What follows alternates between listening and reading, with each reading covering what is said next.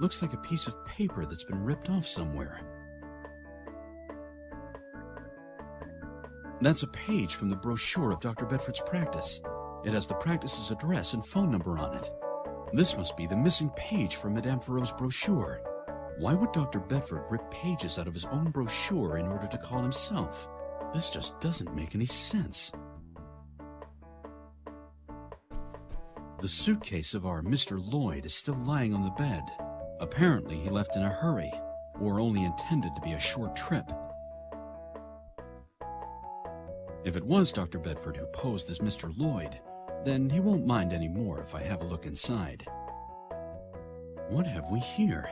Plane tickets from New York to Las Vegas, used 2 weeks ago, and a return ticket to New York, which is dated for next week. Business cards, issued to Giorgio Castafiore, owner-manager of the Vava Voon Bar in New York City. I wonder what Dr. Bedford was doing in New York, and what is his connection to this Castafiore guy? I should fly to New York and follow the lead to the Vava Voon Bar. Oh, there's more here. A writing pad with the motel's own paper. I'll take that, too. Nothing important left in the suitcase.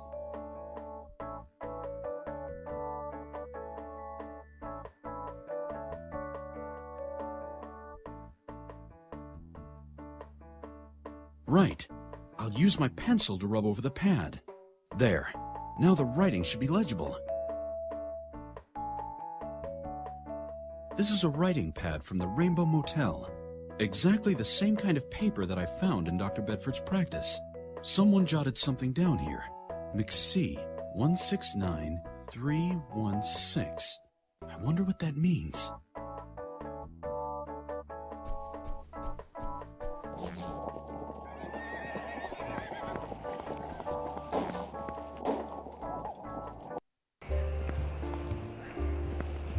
I better have a look at this Vava Voon Bar in New York then. Maybe there I'll find out what Bedford's deep, dark secret was.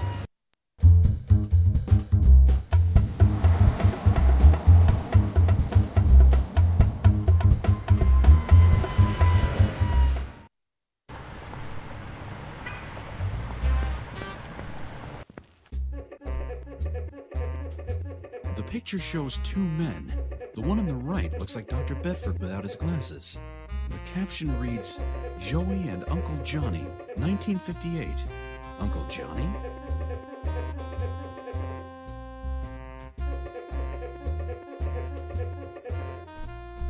Do you recognize this man? That's Joe. Joe? Joe Castafiore. He owns this bar. Are you sure? Take another look. Mister, of course I'm sure. You see the photo over there on the wall? That's Joe. What do you want from him anyway? It's about a matter in a police investigation. I can't divulge any details at this point.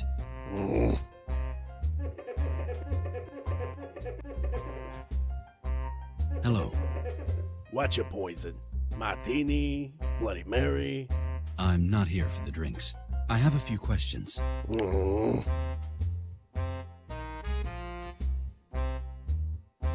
When was the last time you saw Mr. Castafiore? Haven't seen him in a while, which is not unusual, seeing this Joe is hardly ever around anyway. Doesn't he have to take care of the bar? Sex sells. Business takes care of itself when there are half-naked girls dancing around. Where can Joe usually be found? He travels a lot, never nowhere. Listen, it's not my job to monitor his life. That's what he's got a wife for. Oh? Do you know where I can find Mrs. Castafiore? Over in Jersey. Newark, I think.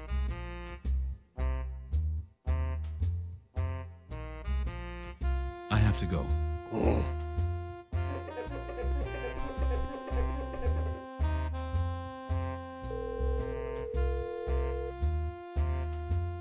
Yeah, it's me, Leo. That cop just came around here. Joe's dead. Pretty sure, yeah. He had a photo of Joe with him. It looked like he'd been iced. Yeah, I'll do that.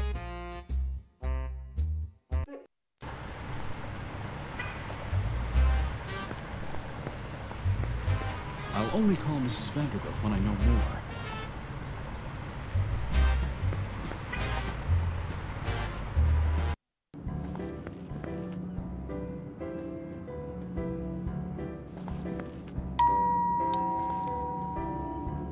Yeah, what is it?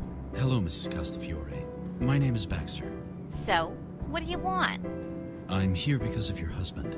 Joe, what's he done now? There's no easy way to say this. I have reason to believe your husband is dead. Pfft, nonsense. Nothing knocks that old bastard over. And you're not kidding me that easily. You need to come up with something better than that. Now scram. What a brutally honest young lady. And so polite.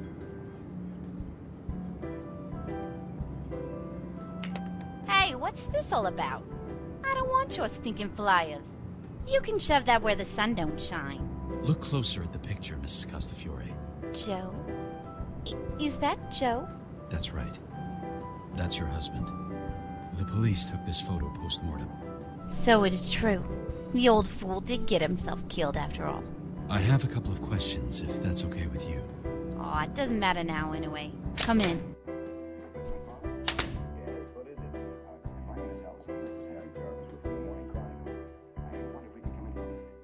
You don't seem to be too bothered by your husband's death. Aw, you know, basically, it's no surprise to me, and I've seen it coming for a long time. I just didn't think I'd learn about it this way. From a complete stranger. What do you mean you've seen it coming? Joe's as hot-headed as they come. The moron often got himself into the hugest messes. Most of the time, he'd barely managed to get out of them. This time, he apparently didn't. I always told him to keep his fingers off all this monkey business. You think he'd listen to me? What monkey business? Well, that's hardly a secret around here in this neighborhood. Joe takes on an assignment now and again from Uncle Johnny. So it's a family business then? Family? Heh. You could put it that way. Uncle Johnny ain't really Joey's uncle, of course. But they're all a part of the same honorable family. Does that mean your husband was entangled in mafia activity? Well, not exactly entangled. He used to run an errand here and there for Uncle Johnny. Good money. But nobody pays that kind of money if the work ain't dangerous somehow. So I tell him, Joey, I say, Joey, don't you see this ain't gonna work forever? And he just walks right out of here, that damn good-for-nothing stubborn fool. What kind of errands? Uncle Johnny is kind of a big shot over in New York. Belongs to some group of investors who put a pile of money on a couple of casinos down in Nevada. And Joe was something of a courier. Every couple of months he'd fly to Las Vegas to collect the casino's earnings. Always without attracting attention, so no one would get suspicious and greedy. He said he'd always store the money in a locker at the airport when he was there. Totally inconspicuous. A locker at the airport, huh? So has anyone ever gotten greedy? You bet. Not just once. Joe just can't shut his big yapper. He even got himself shot one time because some guy wanted to grab the money for himself. The damn fool. It all caught up with him after all. I told him 1,000 times. He just shrugged me off, the bastard. When was the last time you saw your husband? Couple of weeks ago, maybe a month. Listen, I don't know exactly. It's not important to me anymore. The bastard had a different girl in every city and had been that way for a long time. Then why did you marry him? Good question. I can hardly remember myself what it was that attracted me to him in the first place.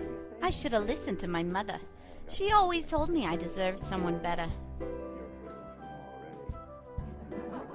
Do you know a Dr. Christopher Bedford? Nah. Should I? Dr. Bedford looks like the spitting image of your husband. Do you know if Joe might have had a brother? Nah. None that I know of. And I'm certain that no one from Joe's family has ever seen a college from the inside. Could it be that Joe led a double life? Maybe his real name wasn't even Giorgio Castafiore. Listen, mister. Just what are you trying to insinuate? Joe may be a scumbag, but he is and still remains Joe. If you want proof, look over there in the cabinet. All of Joe's papers are in there. I have to go. I'll see you later. Yeah. grocery list, newspaper clippings, a diploma from a manicure studio. Aha! There's a birth certificate. Sure enough, Joe really is Joe. Or rather, Giorgio Antonio Castafiore. This is interesting. Joe had a twin brother. Identical, in fact. The twin brother's name isn't mentioned on here, but I bet his name today is Christopher Bedford. And I bet he's alive and kicking, too.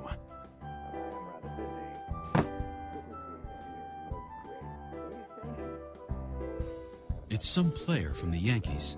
The picture even has his autograph on it. Yeah, Joe is nuts about all this baseball crap.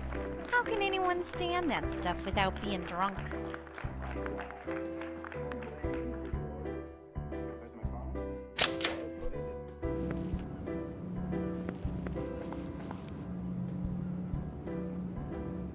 If the murder victim isn't Bedford but his twin brother Joe, then I need to find Bedford.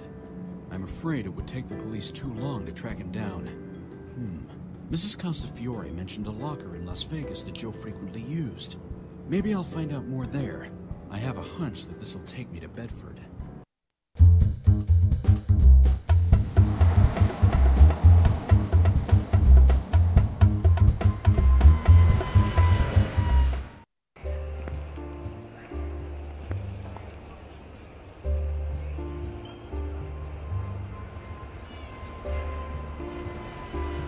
One of these lockers must be Joe Castafiore's, but I don't know which one. And even if I knew, I'd still need the combination. Sometimes I feel as if an invisible force was trying to make me commit senseless acts. This is a writing pad from the Rainbow Motel. Exactly the same kind of paper that I found in Dr. Bedford's practice. Someone jotted something down here. McC 169316. Wait a minute. Joe's wife said he always had a locker at the airport when he was in Vegas. McC. That could stand for McCarran Airport. Meaning 169 could be the number of the locker, and the rest is the combination. Number 169. This is it. What do we have here? An empty bag. There are some dollar bills left in it. Looks like someone was in a hurry. There's more. A newspaper from 2 weeks ago. That must be Joe's travel literature which he left here. A baseball magazine, and a few full of scantily clad women. Yep, definitely Joe Castafiore's. What's this?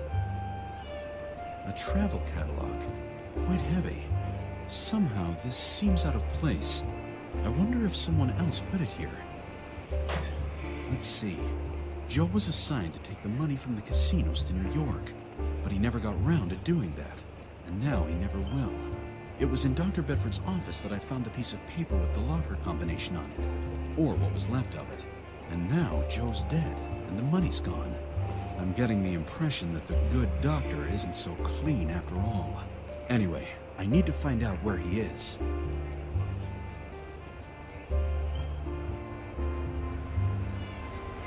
That's the travel catalog from Joe Castafiore's locker. Pretty heavy. Pages 316 to 320 have been ripped out. On the very last page is the publisher's address and phone number.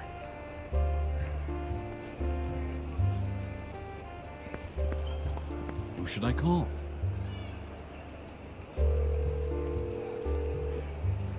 Up and Away Travel Agency. My name is Tiffany. How may I be of service? Hello, Tiffany. I have your current North American travel catalog here. Unfortunately, it's missing a few pages. We'd be happy to send you a new catalog right away, sir. Thanks, but it would be just as good if you could tell me what's on the missing pages. Certainly, sir. Which pages are you inquiring about? Page 316 to 320. A moment, please, sir. Ah, yes. Here. The enchanting winter world of Aspen. Plunge into the mountain's pristine beauty. Feel the adrenaline rush as you speed down the slopes. Let eventful days fade away over hot cocoa and enjoy the peace and isolation of your own mountain lodge. Wonderful, thank you. You've been a big help, Tiffany. Gladly, sir. Goodbye. Remote mountain lodge in Aspen, huh? Sounds just like the doctor.